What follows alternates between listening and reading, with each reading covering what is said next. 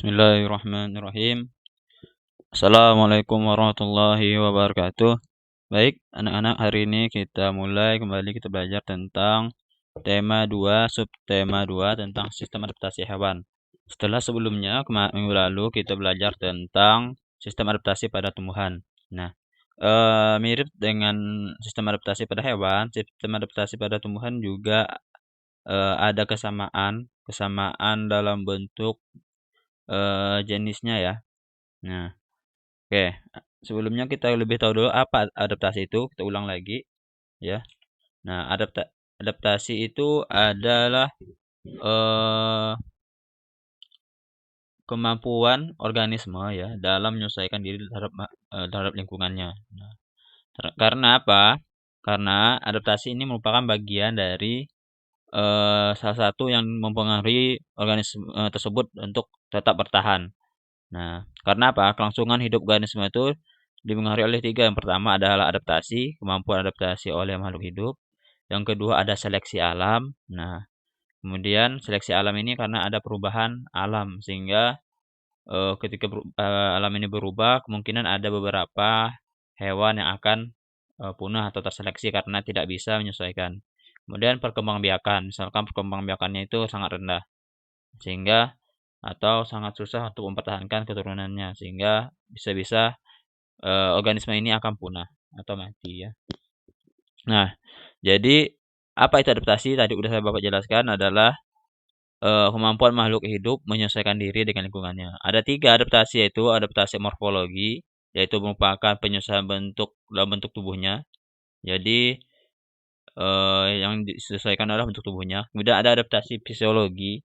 Nah, adaptasi fisiologi, kemudian adaptasi fisiologi adalah adaptasi dari fungsi dari tubuhnya itu. Nah, fungsi alat-alat tubuhnya. Kemudian ada adaptasi tingkah laku atau perubahan perilaku dalam melihat atau merespon atau menyesuaikan dengan lingkungannya. Baik, yang pertama adaptasi morfologi. Yang pertama yaitu penyesuaian makhluk hidup melalui perubahan bentuk organ tubuh yang sangat lama untuk kelangsungan hidupnya.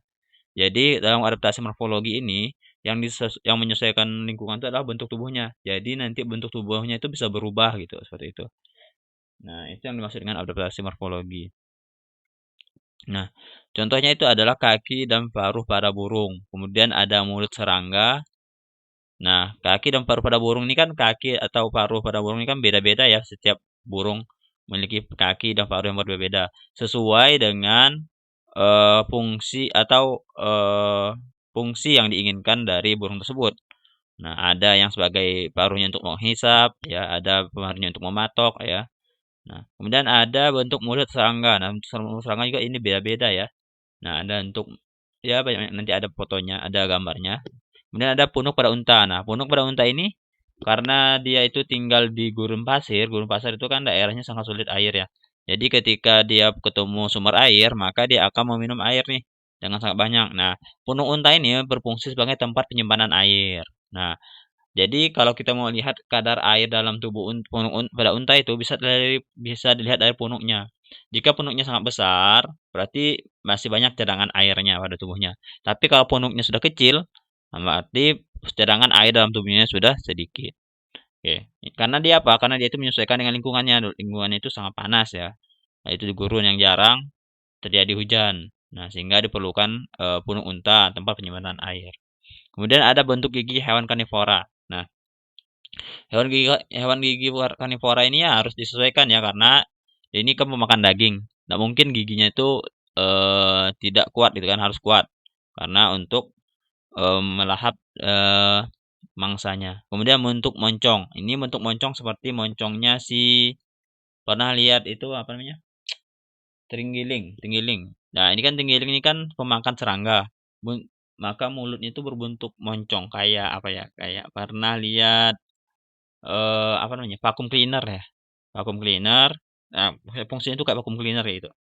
Jadi kayak kemana-mana gitu lah ya, mau mencari lubang-lubang gitu untuk mencari serangga, seperti itu. Kemudian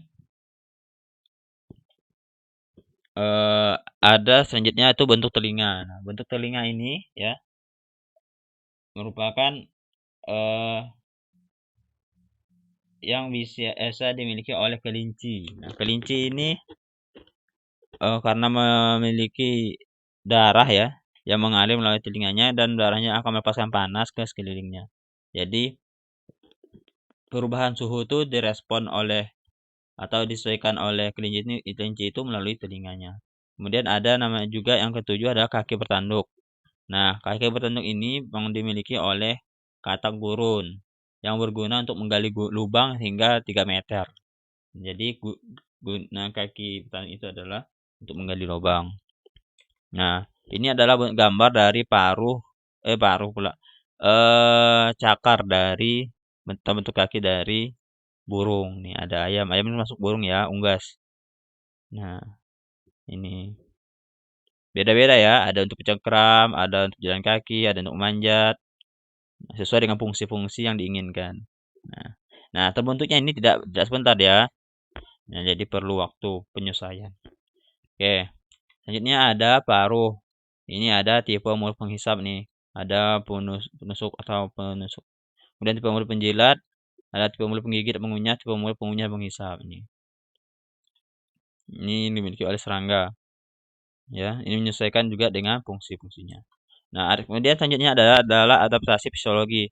Cara penyesuaian diri fungsi alat tubuh atau kerja alat tubuh terhadap lingkungannya. Jadi, yang menyesuaikan adalah fungsinya, bukan bentuk alatnya ya. Ya.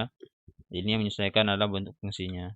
Jadi, ini ada contohnya ikan yang hidup di air asin lebih pekat mengeluarkan urin daripada ikan yang hidup di air tawar. Kenapa? Ingat ya, urin itu mengandung garam.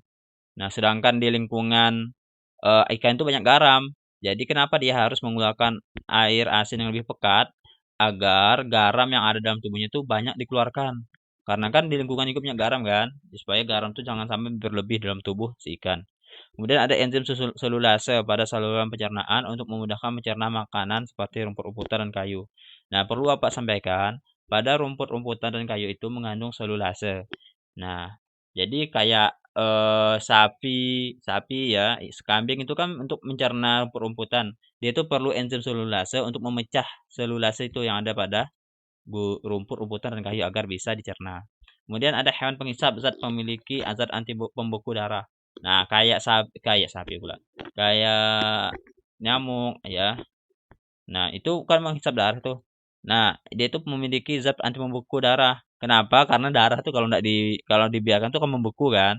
Nah, sehingga dia itu hewan itu yang menghisap darah tuh ada zat anti pembekunya. Kemudian ada musang dapat mengeluarkan bau busuk dan mengeluarkan cairan untuk menghindari musuhnya. Jadi, musang ini menghindari musuhnya itu dengan cara mengeluarkan bau busuk ya, dengan cara mengeluarkan cairan. Ya, cairan ini mengeluarkan bau yang tidak disukai oleh musuhnya sehingga musang ini bisa melarikan diri gitu. Kemudian ada adaptasi tingkah laku. Adaptasi tingkah laku ini contohnya ya, cicak memutuskan ekornya. Kemudian ada bunglon mengubah warna kulitnya. Jadi untuk menyesuaikan diri ya supaya terhindar dari musuhnya itu bunglon mengubah warna kulitnya yang sesuai dengan warna lingkungannya supaya tidak terlalu nampak atau disebut berkamuflase. Kemudian ada mamalia laut muncul ke permukaan untuk mengambil oksigen. Ingat, mamalia itu kan bernapas menggunakan apa? Paru-paru ya. Nah, jadi dia itu memerlukan kadang-kadang perlu kayak lumba-lumba, ikan hiu itu kan kadang-kadang ke permukaan kan untuk mengambil oksigen. Kemudian ada hewan melakukan tidur yang panjang pada musim dingin. Kenapa? Karena pada musim dingin itu kita perlu panas. Sehingga kalau perlu panas berarti perlu banyak energi. Nah, agar tidak terlalu banyak memakai energi pada musim dingin ya, maka beberapa hewan itu melakukan tidur yang panjang. Nah, atau hibernasi. Kemudian ada juga yang hewan tidur panjang di daerah gurun pada musim kemarau. Nah, ada juga seperti itu. Nah, jadi itu beberapa dari penyesuaian atau adaptasi fisiologi, morfologi, dan tingkah laku dari makhluk hidup, dari beberapa makhluk hidup. Maaf ya, yang ini adaptasi tingkah laku ya, Bapak lupa ubahnya nih. Oke. Demikian yang Bapak sampaikan, mudah-mudahan bermanfaat. Wassalamualaikum warahmatullahi wabarakatuh.